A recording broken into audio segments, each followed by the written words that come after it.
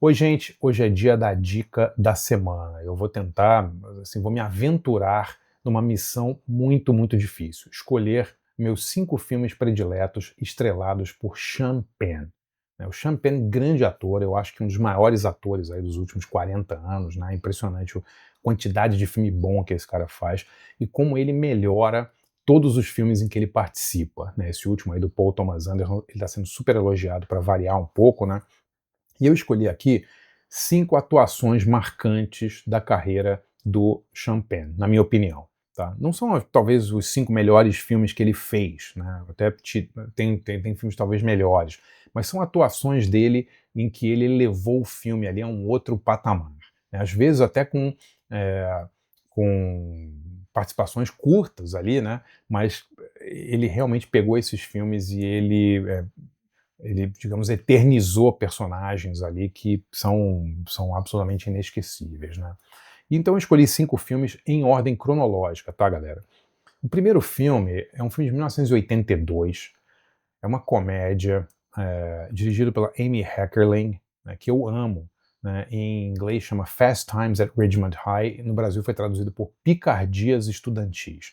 É mais um daqueles filmes assim, tipo do John Hughes, assim, né? Tipo é, esses filmes que os americanos chamam de coming of age, né? Filmes em que adolescentes estão entrando no mundo adulto e os filmes lidam com essa dicotomia, com esses problemas, né, do mundo adulto.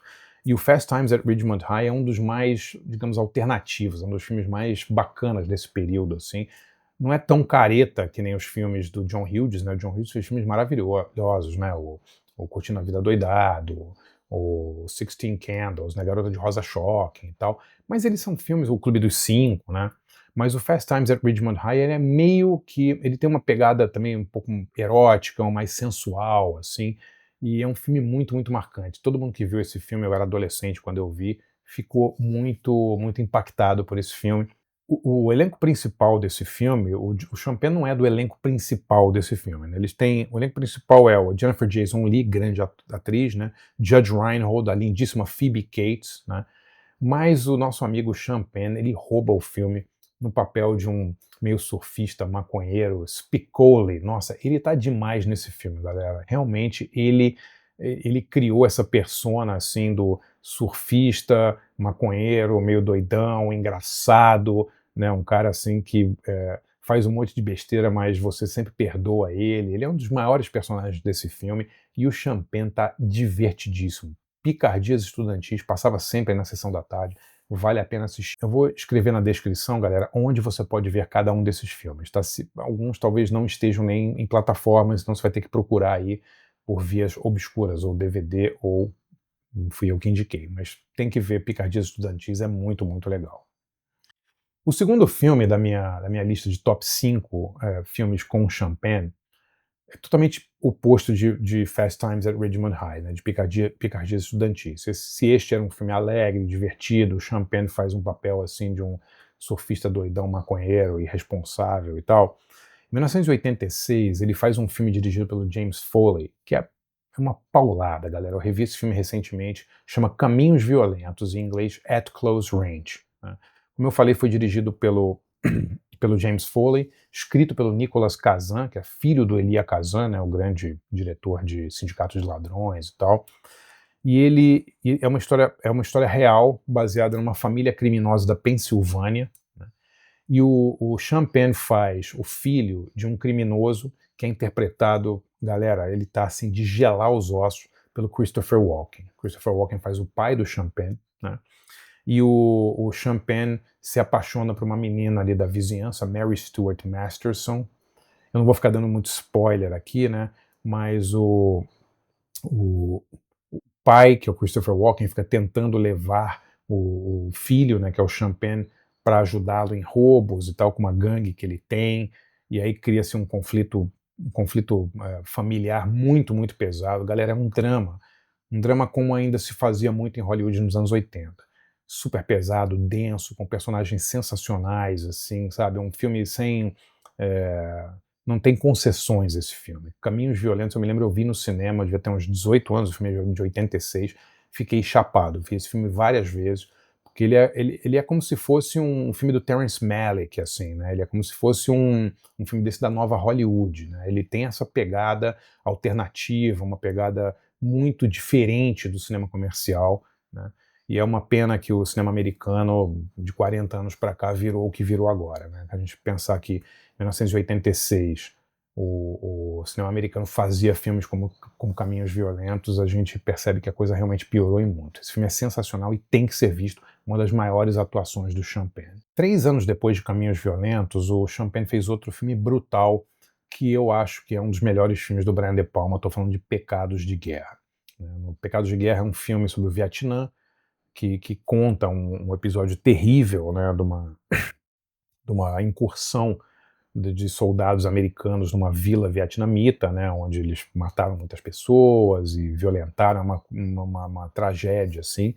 O filme é estrelado pelo Champagne e pelo Michael J. Fox. É muito curioso a gente ver o Michael J. Fox, né, o cara bonzinho lá do De Volta para o Futuro e tal, num papel num filme tão pesado quanto esse. Mas eu acho que Pecados de Guerra é um dos melhores filmes, assim, do De Palma. É um filme brutal, é um dos filmes sobre Vietnã assim mais incisivos, assim, sobre, sabe, que mais criticam realmente o papel dos Estados Unidos naquela guerra. E o Champagne, galera, tá demais. O filme de 1989, ele tá no auge, assim, ele tá sensacional no filme, assustador. Casualties of War é o nome em inglês, em português, Pecados de Guerra, tem que ver, sensacional. Em ordem cronológica aqui, galera, em 1993, o Champagne faz um dos meus filmes prediletos, que é Carlitos Way, também com Brian De Palma.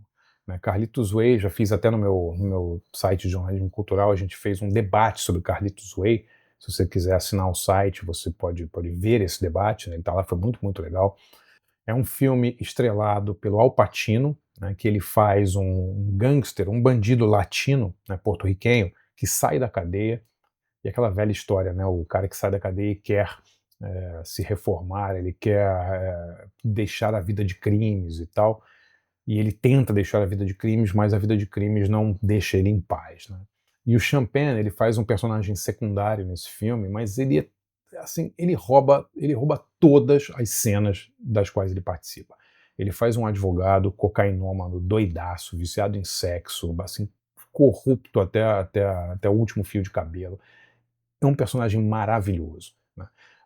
É só a gente pensar que o Champagne faz um papel de um cara louco que tira do sério o Al Pacino, né? Geralmente é o Al Pacino, né, que fazia o Scarface e tal, né, que fazia os alucinados nesses filmes do De Palma. Aqui não, o alucinado é o Champagne, ele tá sensacional nesse filme. Tem uma cena, não vou ficar dando spoiler, mas tem uma cena que envolve um barco, que o Champagne trama uma coisa e trai as pessoas. Galera, você tem que assistir. Se não viu ainda Carlitos Way, não perca. É um dos melhores filmes. Para mim é o melhor filme do De Palma, o filme que eu mais gosto do Brian De Palma e uma das maiores atuações do Champagne, sem dúvida alguma. Bom, e meu quinto filme na lista de top 5 estrelados por Champagne é, claro, Submeninos e Lobos, 2003, dirigido pelo Clint Eastwood. Eu tendo a achar que é o melhor filme do Clint Eastwood, é talvez meu pessoal predileto assim, do Clint, né? É uma adaptação muito bem feita de um livro brutal do Dennis Lehane, né? O Dennis Lehane é um autor policial muito legal. Entrevistei ele, inclusive, no meu livro Encontros com Criaturas Notáveis, uma entrevista longa com o Dennis Lehane. Eu gosto muito dos livros dele, né? O Scorsese adaptou já o Shutter Island, né? A Ilha do Medo, mas eu acho que a melhor adaptação para cinema é realmente Sobre Meninos e Lobos. Esse filme, meus cachorros estão gostando bastante aqui do Sobre Meninos e Lobos também, né? Falou em lobos, né? É um filme passado na região de Boston, né? E ele conta a história de alguns amigos ali de uma região barra pesada em Boston que tem que lidar com uma investigação de um assassinato da filha de um deles. É um filme assim realmente muito, muito triste, mas muito emocionante, né? Com um elenco incrível, né? Tim Robbins, Kevin Bacon, Lawrence Fishburne, Marcia Gay Harden, que elenco maravilhoso. De novo, galera, para mim, um dos melhores filmes do Clint Eastwood e uma das melhores atuações do nosso amigo Champagne. Galera, queria fazer um convite para você. Queria que você conhecesse o meu site de jornalismo cultural, andrebarcinski.com.br. É lá que eu concentro todo o meu trabalho de jornalista cultural hoje em dia. Escrevo 3 textos inéditos por semana, exclusivos para o site. faço os debates, cursos, workshops só para assinantes do site. Por R$ 20 por mês você vira assinante, você tem um monte de benefícios. Inclusive você pode ter acesso ilimitado ao acervo do site, que tem mais de 80 cursos, desde história do cinema, história do punk, cinema, música brasileira dos anos 70, debate sobre grandes diretores, tem muita coisa legal, além de quase 700 textos que eu fiz para o site, exclusivo para o site nos últimos 6 anos. Dê uma olhada lá, andrebarcinski.com.br.